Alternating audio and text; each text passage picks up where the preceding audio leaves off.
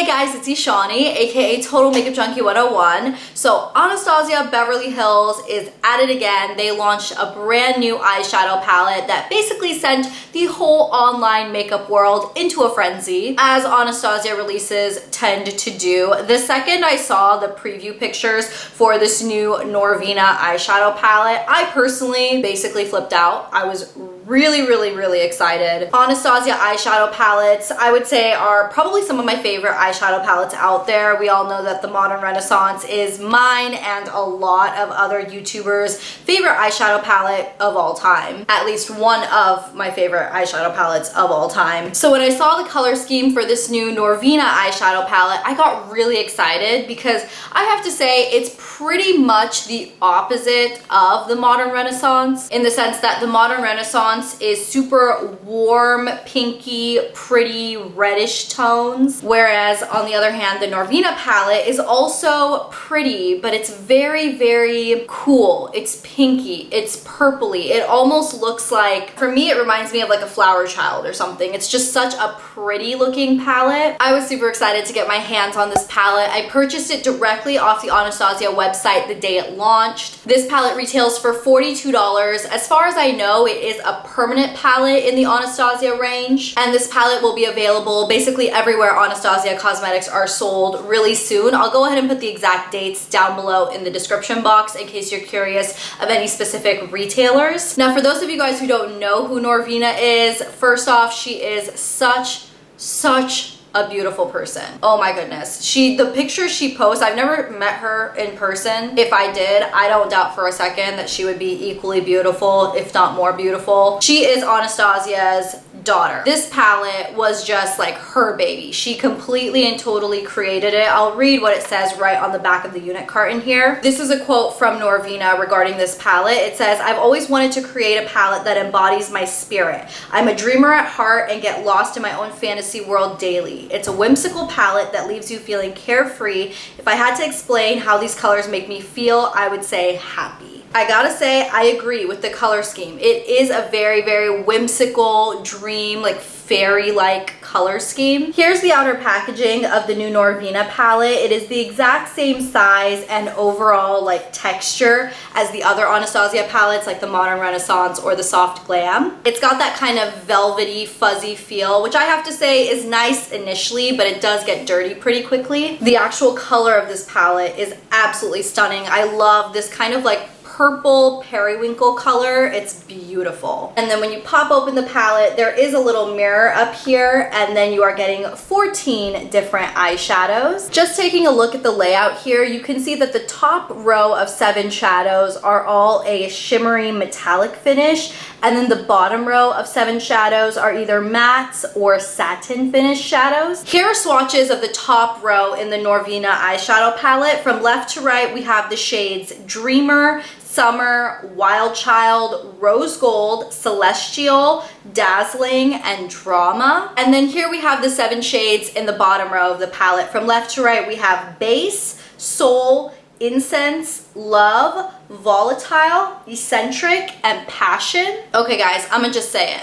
I'm smitten with this palette. I honestly really do like it. I like the color scheme. I think that there are some really unique things happening within the color scheme of this palette. Let's talk about this shade in Soul. That is one of the most unique colors in this entire palette as a whole. I can't think of another shade in my entire collection that's quite like that. These kinds of almost matte purpley colors generally don't apply very pigmented. This one is a major exception. This is a fantastic shadow. The color scheme for the most part is really cool tone. There's a lot of cool tone pinks, purples, even some golds that do pull a little cool tone, especially when looking at it next to these purpley colors. However, these 2 shades over here, I would say, are where the warmth in your palette lies. For me especially, because I do have such warm tone skin, if I do a straight up cool tone look and don't pull in any warm browns, it can make my eyeshadow look a little bruise-like. Not always, it really just depends on the actual colors and the way I blend and apply them, but having a couple of warmer tone browns, these aren't super warm by any means. They can definitely pull cool when you pull them in with the purples. I find it to really help balance out the rest of the palette. I don't feel like these two colors are hard to use with the rest of the palette at all, but the versatility of this palette really does lie in adding in these two slightly warmer colors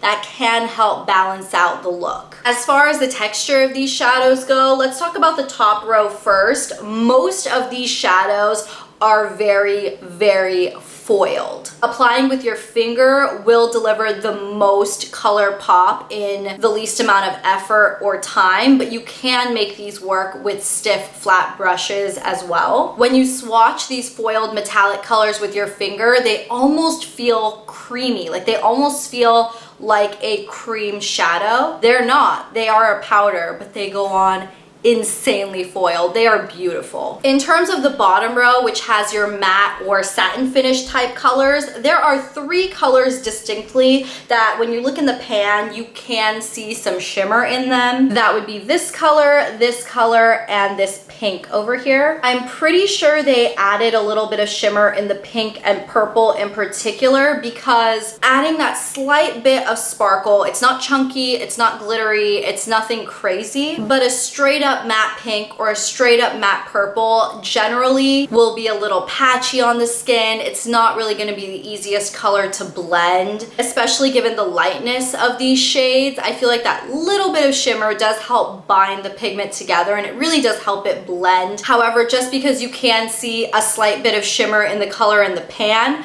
once you get it on your eyes, it performs like a matte shadow. The bottom row of matte and satin shades are really blendable, insanely pigmented, but they are very powdery. Again, if you've used the Soft Glam or Modern Renaissance palettes, you know what to expect with Anastasia shadows. They're soft, they're powdery, they kick up a lot of dust in the pan. They give you an amazing eye look when used correctly. I'm totally smitten with this color scheme. I am totally and completely smitten with this palette. I think it is a beautiful addition to the Anastasia eyeshadow palette range because we don't really have a straight up cool toned palette in the line. Putting it side by side to Modern Renaissance, which Modern Renaissance is on the top and Norvina is on the bottom, you can see that Modern Renaissance is way more warm tone. It does have a really beautiful earthy rusty color scheme, which is completely different from the Norvina palette on the bottom. And then here we have it side by side to the Soft Glam palette. The Soft Glam is on the top, Norvina is on the bottom.